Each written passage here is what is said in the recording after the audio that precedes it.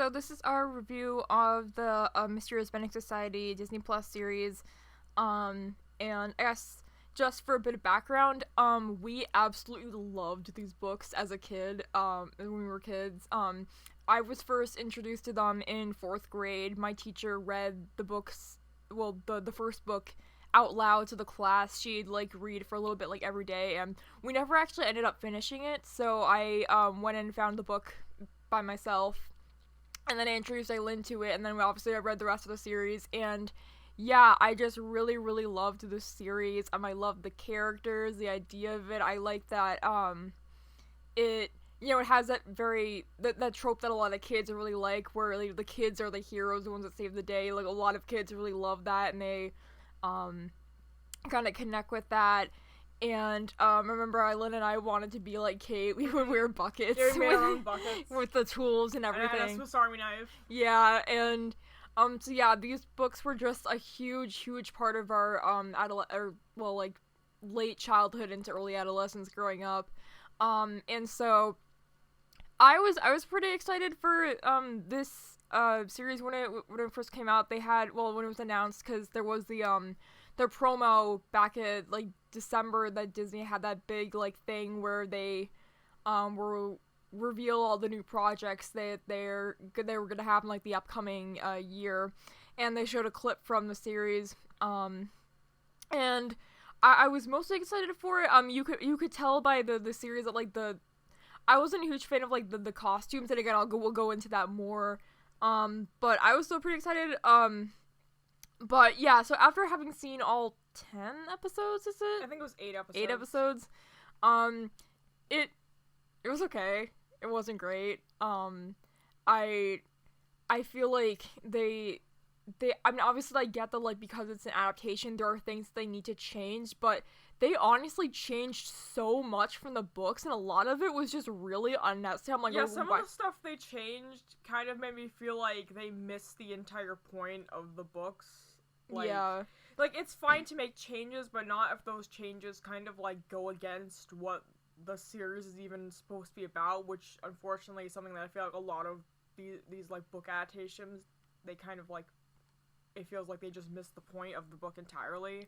Yeah, I mean, obviously, and, they have even less an excuse here, because, a lot of times the book-to-movie adaptations will need to change things in the sake of time, because they need to fit everything into a 2-hour movie.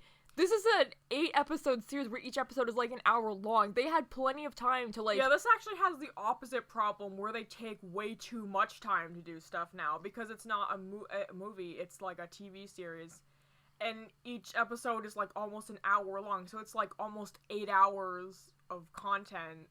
Yeah, and honestly, this is one of the few times where I feel honestly, it being a TV show was unnecessary, and they could have just made it into a movie, because they add so much unnecessary stuff. Yeah, they have to pad these episodes out with so much unnecessary shit. You're just oh my god, get to the point already. I don't want to watch this. Yeah, my biggest problem is that they add in a bunch of scenes with the adults, Mr. Benedict, number 2, and Rhonda, and obviously yeah, I like those characters and I like seeing them together, but they're not the focus of the show. The focus is supposed to be the kids.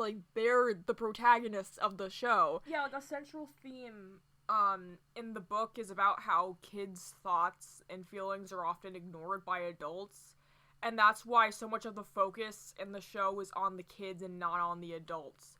So the fact that they place suddenly all this emphasis on the adult characters, it's the whole point was that it's not about the adults. Yeah, they have a role and they have their own characterizations and stuff, but they're not supposed to be the central focus.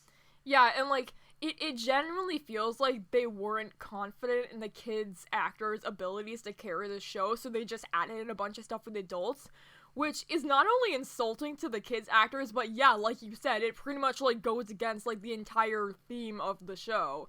I mean, if you didn't think the kids were gonna be strong enough actors, then get different actors. Yeah. And they changed so much about, especially Mr. Benedict and Mr. Curtin are supposed to be a lot older in the books, if I recall, like, they were supposed to be old men, whereas, like, they're, like, middle-aged in this series, and I really don't know why they changed that. They also change a lot about, the backstory about Mr. Benedict and Mr. Curtin, because, like, in the books, they were separated at birth, so they didn't know that the other one even existed until Mr. Benedict sent the kids on this mission. Here, they have it where they were in an orphanage together, and then one of them got adopted and one didn't, so they're trying to add this whole, like, internal conflict with Mr. Benedict, where he's like, oh, it was my fault, I should have done more to convince my parents to adopt my brother, but it's like, okay, but you were a kid, like, that wasn't your fault, like... Yeah, like, I'm fine with the whole thing about them actually having, like, remembered each other, because in the book it kind of didn't make a whole lot of sense. How, like, in the book, they've never seen each other before because they were separated as babies. And when the first time Mr. Benedict sees Mr. Curtin from the spyglass, he just, like, immediately seems to figure out, like, oh yeah, that must be my long-lost twin brother, and it's like, how did you just assume that right away? So, like, the idea of them... that was a little confusing in the book, so the idea of them, like, actually having remembered each other, I was okay with that change, but the story about, like, oh, he blamed himself, it's like, okay, but surely as an adult you would come to realize that, like, there wasn't a whole lot you could have done to convince your parents to adopt more than one kid, because that's not really, like, your decision to make. Yeah, and,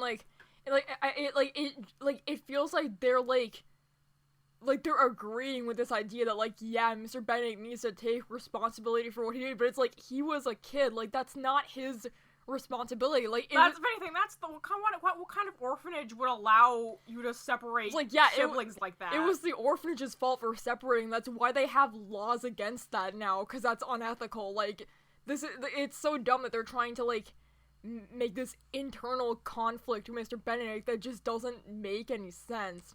And I also don't really like what they did with Mr. Benedict's character in this show. Like, he's, like, I mean, he's just a kook in this. Yeah, like weird. I mean, he's weird in the book, but you still get the sense that he's this very, like, respectable, intelligent person, even if he has, like, his quirks. Whereas in this show, you're like, this guy is just a crazy person. Like, I don't feel like...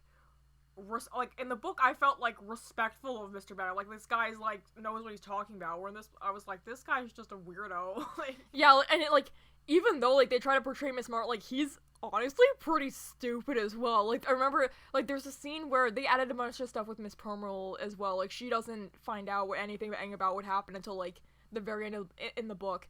But, like, in this, like, she, like, comes to investigate to find out, like, what's happening to Rainey. And, like, there's a scene where Mr. Benedict is like, oh no, the kids are fine, they're just investigating the underground tunnel that I sent them in. I'm like, why would you say that? That's so stupid. Yeah.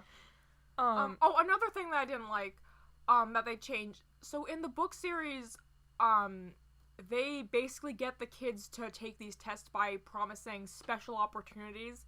They leave it very vague, like, they don't say what the special opportunities are, they just kind of, they don't reveal, of course, what the tests are actually for until the very end. But in the book, in this show, they just straight up lie. They're like, oh yeah, this is so you can go to the boat ride academy or something. And it's like, hey, isn't the whole point that Mr. Benedict is supposed to be teaching these kids about the importance of honesty? That kind of doesn't make sense if he straight up lies.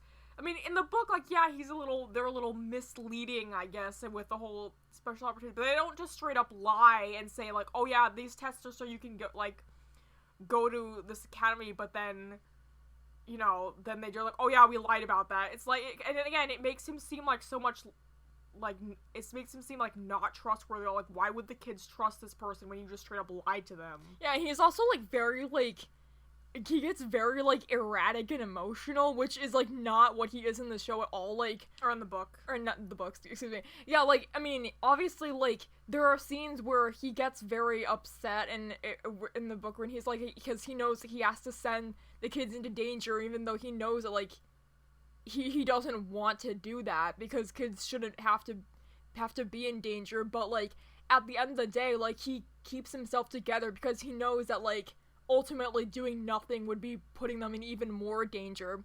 But here they make it into this, like, internal conflict that he has, like, after he sends the kids. And it's like, okay, shouldn't you have, like, had this, like, internal conflict before you sent the kids into this doesn't make sense. And he, like, has these, like, breakdowns, like, these bizarre emotional breakdowns where it's like this is not a stable man. Like, yeah.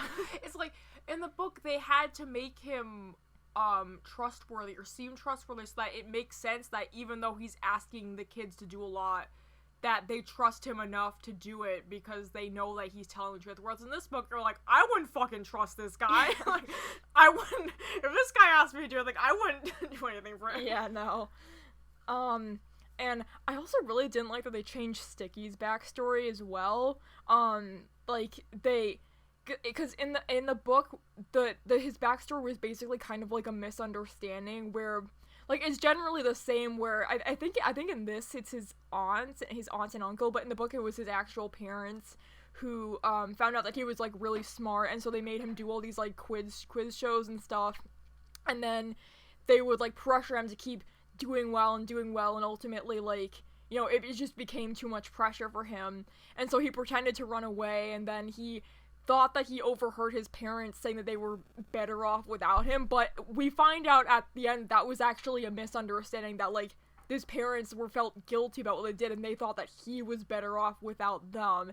And then at the end, like, his parents have a reconciliation with him, they find out, like, what they did was wrong, and then he has this thing that continues on into the other books where he, like, basically kind of, like, reconciles with them and tries to forgive them. Here, they're just like, yeah, no, fuck those guys, like, I'm not going back to them. Instead, we're sending him to the real boat ride academy. So, like, I guess, like, his aunt and uncle actually did genuinely, like... Yeah, I guess, like, that's what they're going for. Like, that's not... That's kind of horrible. Yeah. Also, can we talk about Constance? Yeah. Okay, Constance was, like, one of my favorite characters. And... I mean, the girl who plays her, I mean, she's a pretty good actress considering that she's, like, what, 4, maybe? She looks really, really young. Yeah. But the thing is that, like, first of all, why does she have a French accent? Yeah. Like, she has this, like, because in the book, she seemed very, like, American, because she was very, like, rude. Yeah. I mean, the French are rude, they say, but, like, but also, another thing that I don't like about Constance is that in the book, she was, she obviously was, like, really, really young, and she didn't have anybody taking care of her, and that's why she had no manners, and she was always messy, and she was rude because no one ever taught her better, so that's why she was, so it's like, even though she's, like, really nasty sometimes, you understand why and you feel bad for her, it's because no adult ever, like, taught her how to behave properly. Whereas in the show, she just kind of comes off as, like, a spoiled brat, almost, like, and, like, in the book, her hair is, like, all messy, again, because, like, there's no adults taking care of her. In the show, her hair is, like, always in these, like, nice braids. It's like, who's doing that for her? It's like she has an adult braiding her hair for her, and she's dressed in, like, nice clothes and stuff.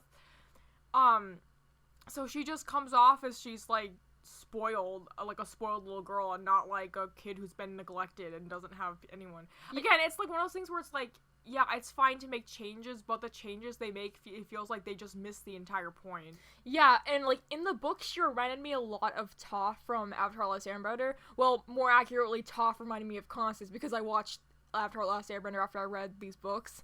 Where, like, in that, like, yeah, like, she does act like kind of a brat sometimes, but, like, she's a kid, so you get why, and she never, like, at the end of the day, like, she still is friends with these characters, and she does actually care about them in the end. Like, I didn't get that sense from the Constance in this show. Like, I just didn't like watching her at all. And, like, the thing you were saying about, like, the change in her appearance, like, that's a pretty, like, common thing with, like, a lot of the other characters in the show as well. Like, Sticky isn't bald in this show. Like, in the book, he was bald because he wanted to hide his appearance because he ran away from home. I don't know, maybe the kid just didn't want to shave his head. I don't know.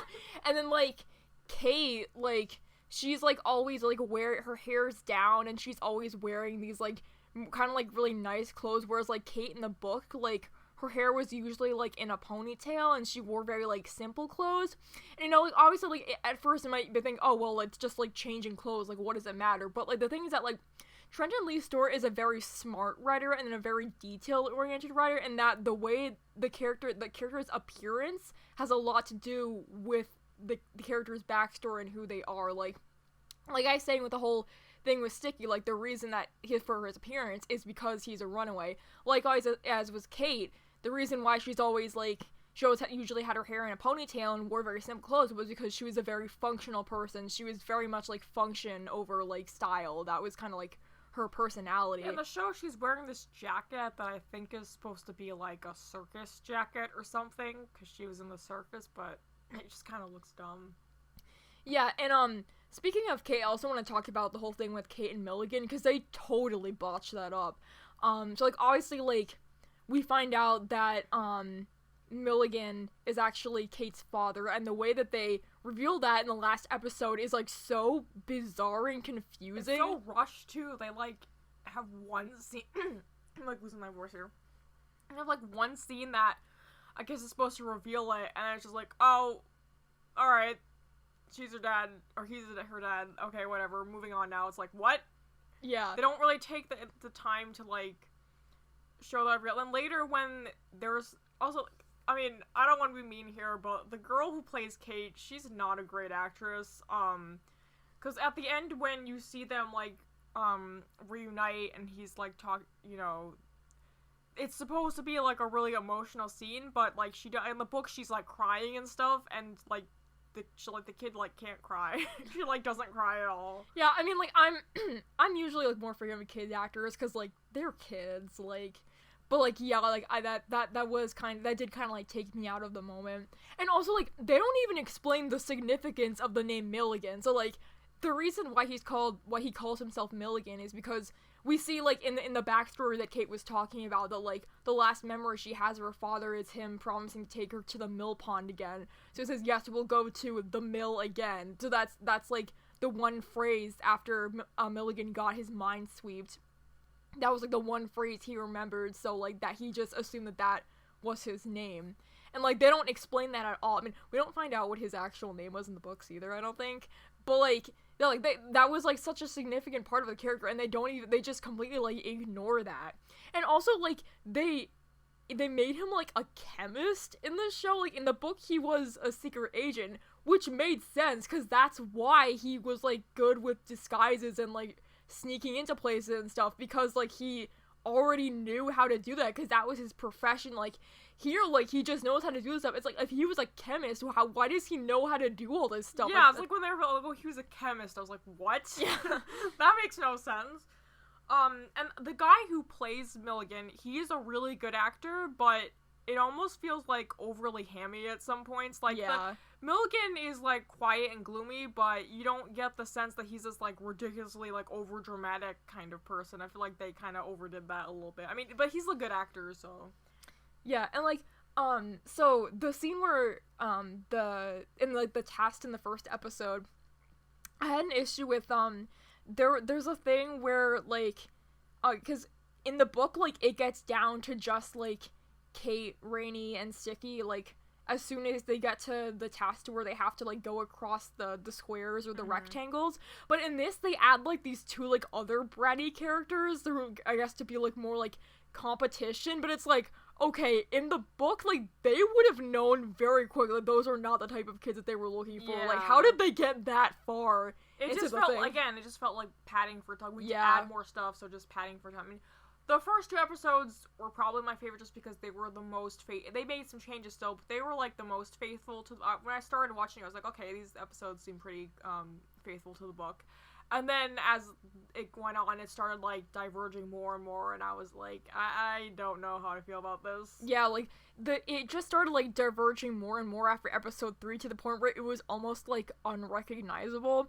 And, like, oh my god, SQ, they totally botched up his that's character. The thing I don't, like, so in the book, SQ is, like, a really funny character, like, so in the book, he's another one of the executives, and he's, like, he doesn't really, like, understand what's going on, so he's not a bully like the other executives, he's just, like, does his best, but he, like, screws things up a lot, and he's clumsy, but you still like him because you know his heart's in the right place.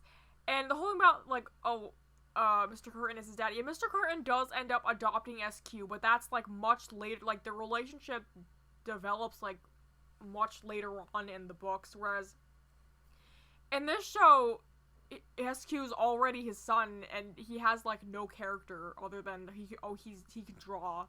Like, that's it. Like, he's so boring. He has, like, no character whatsoever. Where were his giant shoes? His giant feet! Where were they? Yeah, it's like, at least, like, certainly, and I don't think that Mr. Curtin even adopted SQ until, like, the final book, I don't think. But, like, certainly in, like, in the first book, like, yeah, he acted as something of a father figure to SQ, but he wasn't, like, literally his adoptive father yet. And, oh god, what else was I gonna say? Martina. Yeah. In the second episode, we're introduced to Martina. That was at first I was like, okay, like, this seems pretty faithful to the book. Like, Martina is kind of a bully. Like, we see her, like, she's raising her hand and, like, staring everybody else down. Like, no, only I'm allowed to talk. I'm like, okay, that's pretty faithful to the book. But, like, as they continue on, like, they do this bizarre thing where, like, they make Kate befriend Martina. And they add this whole subplot about tetherball. It's so stupid. It's just a waste of time.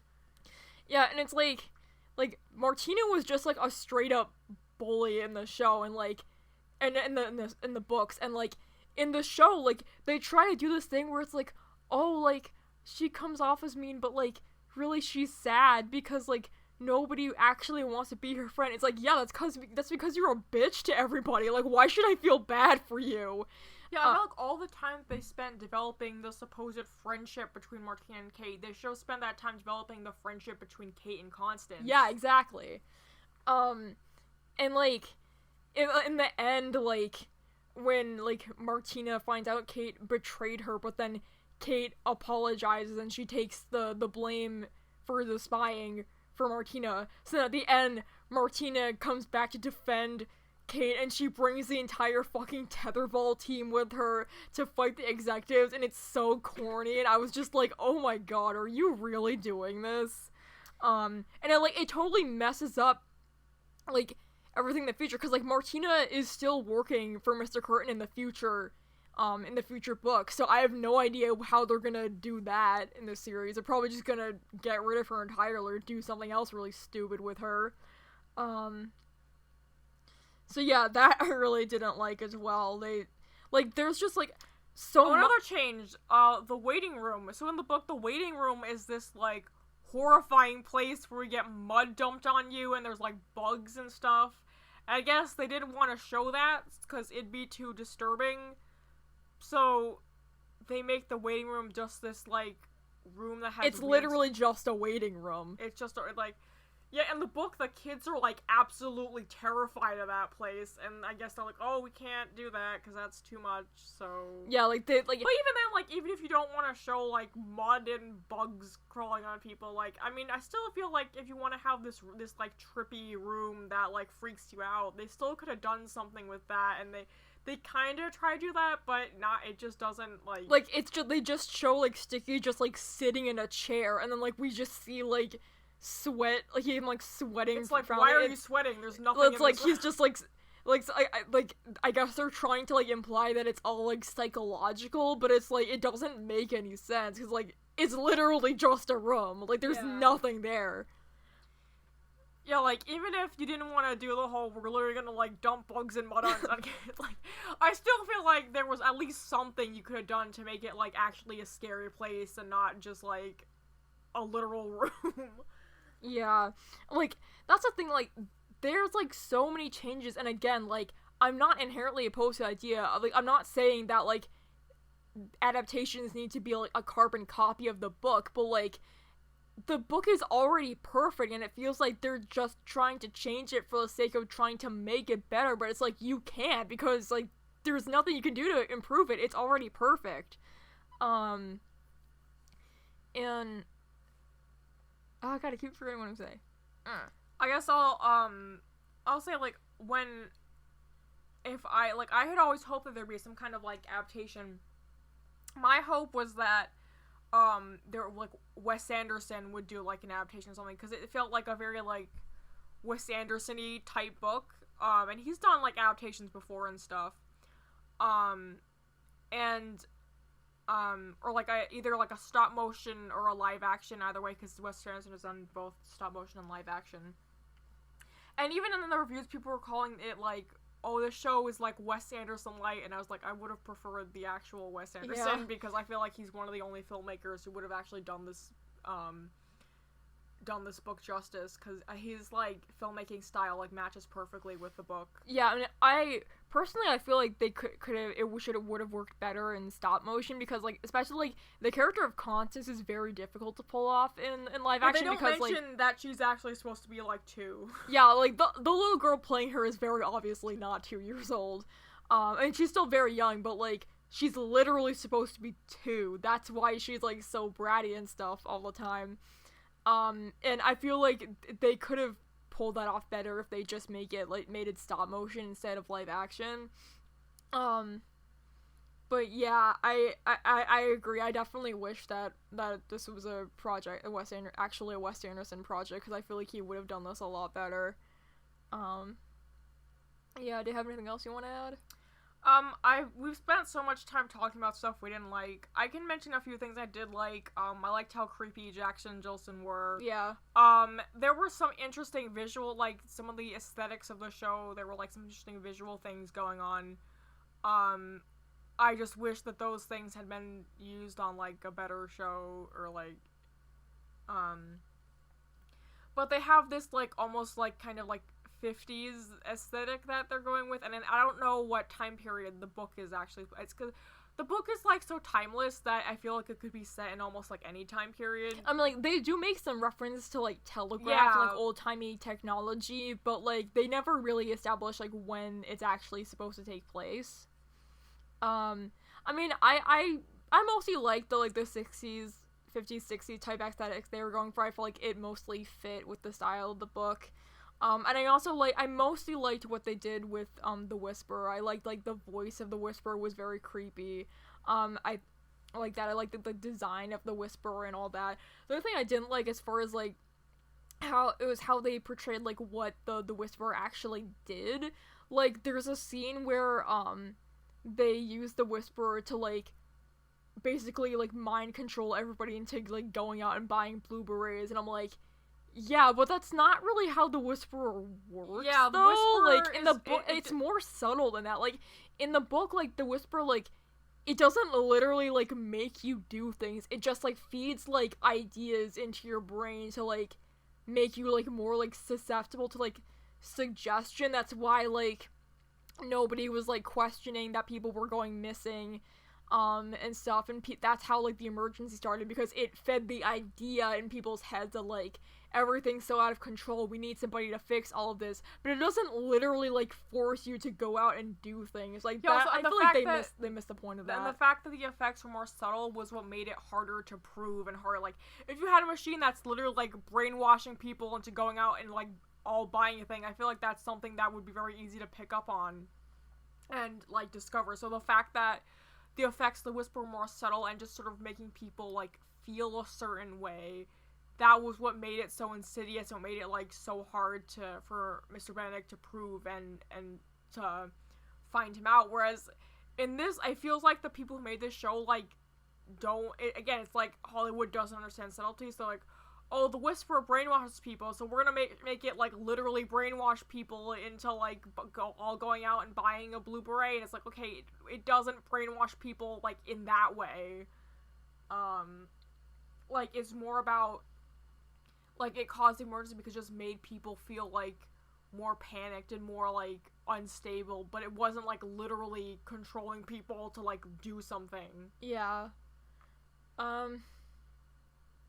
Yeah, I mean, as far as, like, positives, like, that's pretty much it. I mean, like, mostly, like, everything I liked about the show was stuff that they kept from the books. I mean, I really didn't like, any of the changes that they made. It just felt like they didn't really get the point of the book.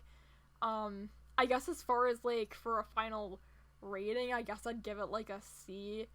I mean, it felt like they just like changed like way too much. This definitely did not need to be a TV show. They could have condensed this into a movie. Also, another thing, it looks like number 2 and Rhonda are like pretty older adults, but in the book they're still like young adults, because the point is that they were kids that Mr. Benedict had tried to recruit, but then he couldn't put a team together and they grew too old, so he just kept them on as agents. But they were like, Rhonda was only like 18 in the, or she was like really like young adult or something. Yeah. Whereas in the, I don't think they explain that at all in the show. I think they just like, or like, oh yeah, these are just his like helpers or whatever, but they don't actually explain like where they came from. Yeah. Also, am I the only one that kind of got like gay vibes between number 2 and Rhonda? Yeah, well, they kept like having these scenes where they're like arguing with each other, and they have this like dumb subplot where like one of them like goes out to like graffiti things, and the other one's like, no, don't do that. And I just like, I didn't care. It was stupid. Yeah. But I mean, I'm not opposed to, you know, seeing Rhonda together. Just saying, you know, if you guys want to keep that, I'm fine with that. But yeah, no, in all seriousness, yeah, I wasn't a fan of like the subplots with like the adults. Like they really should have just kept the focus on the kids. So yeah, I don't know when. I'm assuming that season 2 is gonna follow Perilous Journey. That was the name of the second book. Cause they showed like Mr. Curtin on a boat, so I'm assuming that's the direction they're going in. Oh yeah, also in the books, didn't like Mr. Benedict take the Whisperer? Because like here, like they show like he still has it. It's just been like kind of like disassembled, I guess, or something. So no, and then they're like, oh, we have something better than the Whisperers. It was something like that, like when the lady like has plans. And, like, I don't know what they're planning to do with that, because that wasn't in the book. So yeah, I guess that's kind of it. I wasn't really a huge fan, but I wasn't like so turned off that I'm like not gonna watch. I'm still gonna watch the second season. I mean, hopefully like they'll like listen to the fans and, you know, be a little more faithful to the you know, the books next time. I mean, obviously like there's some stuff that they can't change at this point. But yeah, so that's pretty much our review, and we'll see you guys very soon, actually, because we have another review coming up right after this. So bye.